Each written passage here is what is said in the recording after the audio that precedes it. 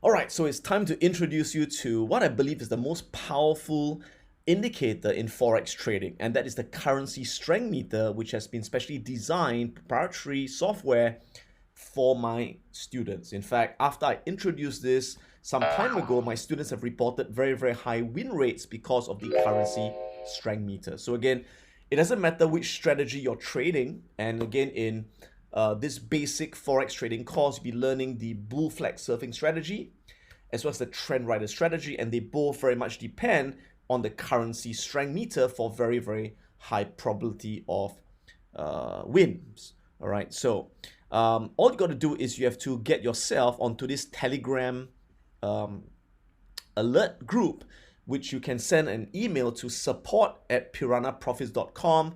Send us an email so that we can put you into this group. So this is the group, which is the Piranha Profits currency strength meter, or we call it CSM alerts, right? So every 2 minutes you will get an updated alert on the currency strength of the market, right? So let me just show you this. Right now it's 3:43 p.m. You can see that the last alert was 3:42. So every 2 minutes it will give you an update. So this is what the currency strength meter looks like, okay? And it will tell you which are the strong currencies and which are the weak currencies relative to the other currencies, right? So notice that all the currencies are given a value of strength. So when a currency has a value of 60 and above, it is a strong currency and is coded in green. So you can see the ones in green are above 60 and they are the strong currencies. At the same time, the currencies that are below 40 in value, they are colored in red, and these are the weak currencies.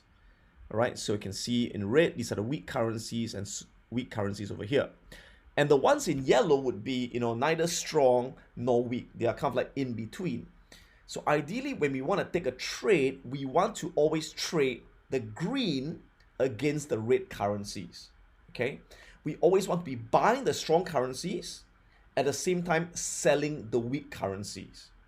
So when you do that concurrently, it gives you the highest probability of the trade moving in your favor. All right. Now you can see that on different time frames, currencies are strong and currencies are weak on different time frames. But sometimes a currency could be strong on all time frames. Then you know it's a really strong currency. Similarly, it could be weak on multiple time frames.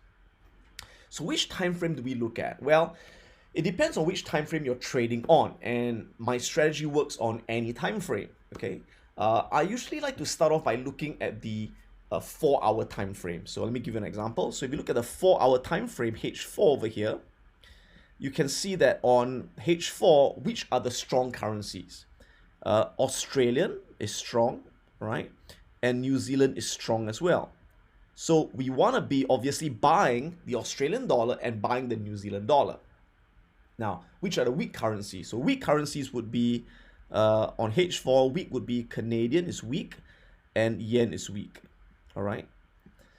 So based on this, I could do a few things. I could look to buy the Australian dollar, right, and sell the Canadian dollar. So I'm going to look at Aussie CAD. So I'll be looking at this pair, and I'll be looking to go long on Aussie CAD, because if I go long on Aussie CAD, basically I'm buying Aussie and I'm selling Canadian, right? Buying the strong, selling the weak. That gives us the strongest probability of success. So this is a pair I could be watching to wait for a trade setup based on the strategy, okay? At the same time, I could also be buying the Aussie and selling the yen, right? So I could look at Aussie yen. Aussie yen. And again, I'll be potentially going long on the Aussie yen if I see a trade setup based on the strategy you're going to learn in lesson 5 and so on and so forth. Okay. Now, what else could I do? Now, I could also buy New Zealand and sell Canadian, right? New Zealand CAD. So New Zealand CAD. Again, I could go long on New Zealand CAD, right? And the other combination would be New Zealand yen, right? So notice that from the currency strength meter, what am I doing? I'm looking at all the potential pairs that I'll be watching. I'll be watching these pairs because these pairs are in alignment. All right. It's pairing the strong with the weak. So what I then do is I will then look at the charts of these four pairs, looking for a trade setup, a bull flag surfing setup, or a trend rider trading setup, which you're going to learn again in the coming lessons on the specific strategies. All right. So in other words, on any given day, I always start by looking at the CSM. Again, the CSM does change, so you have to watch it constantly, right? Well, not constantly, but every few minutes, take a look at it. And from the CSM, I then know what are the pairs to watch for, right? Because these pairs are going to be the strongest buying versus the weakest selling.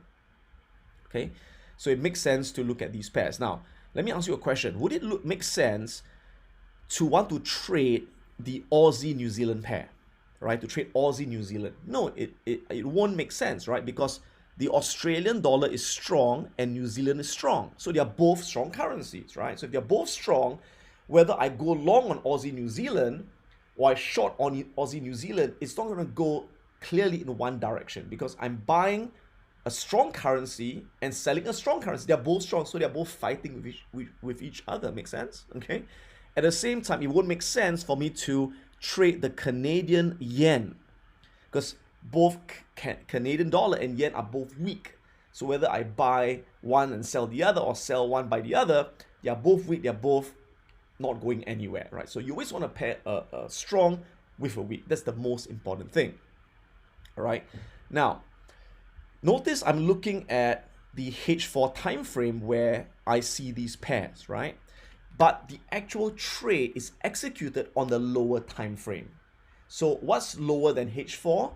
The answer is the H1 time frame. So on H1, I look for a trade setup based on the candlestick patterns, based on the trend. Make sense? Okay. Now, you also learn later on that I could also look at the H1 time frame to look at the strong and the weak currencies and look at the pairs to focus on and execute on the M15 time frame. All right. So let me repeat. When I look at the currency strength meter, I'm looking for pairs with a strong and a weak currency. But then I look at a lower time frame to execute the trade based on the strategy. Okay.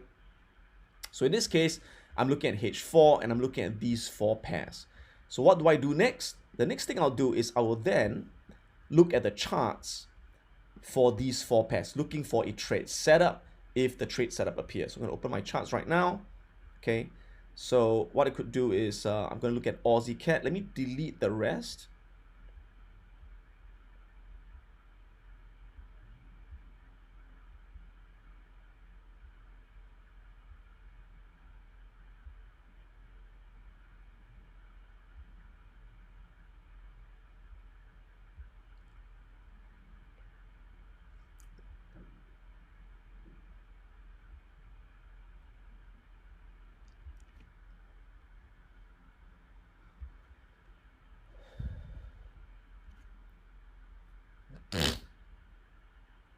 So I'm going to look at Aussie CAD.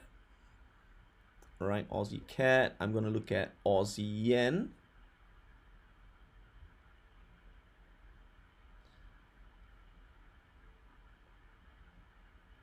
I'm going to look at New Zealand CAD and New Zealand Yen. All right.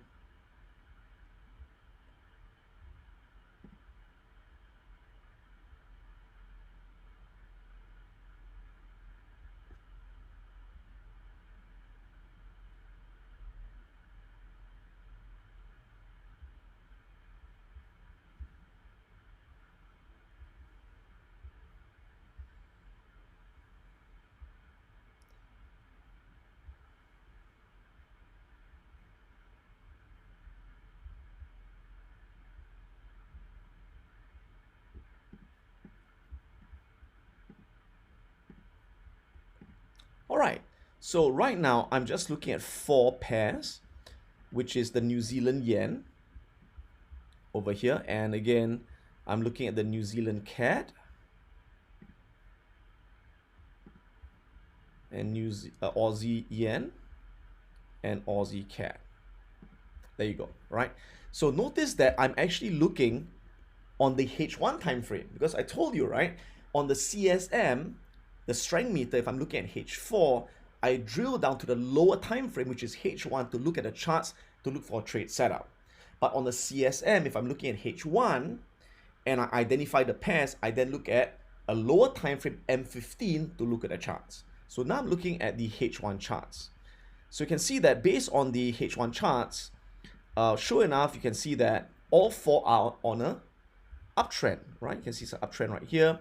That's Aussie CAD. I'm looking for a trade setup, all right? So waiting for it to retrace for a bullish candlestick pattern to enter the trade, which you're going to learn in lesson 5 very shortly, right? So again, Aussie yen. You can see Aussie yen is a very nice trend over here. You can see every time it retraces there, you could buy at a bullish reversal pattern, take the trade up, comes back down, buy again, take the trade up. So you keep trading it, you keep buying. When you see it retraces with a bullish candlestick pattern, you buy, you take profit, come back down again, bullish candlestick pattern, you buy, take profit, and you keep repeating the process again and again, right? So we identified, first of all, from the currency strength meter, and we zero down to the charts to look for the trade setup. Again, New Zealand, Canadian, you can see also it's on an uptrend right here, and it just broke above a level of resistance, right? New Zealand yen, you can also see it's a very nice uptrend because New Zealand is strong, yen is weak. So you pair a strong and a weak, you get very clear trend. You can see it's retracing to the 50, right? Retracing to the 50, could bounce off the 50 for potential buy before it goes back up again, right? So again, these are all the different strategies you're going to learn very shortly in both the basic and the advanced course. But for now, understand how we use the currency strength meter to identify weak currencies, strong currencies, pair them together, and so we know which are the pairs to focus on. Then we go down to a lower time frame to look for the trade setup. So with that, let's move on to the next lesson.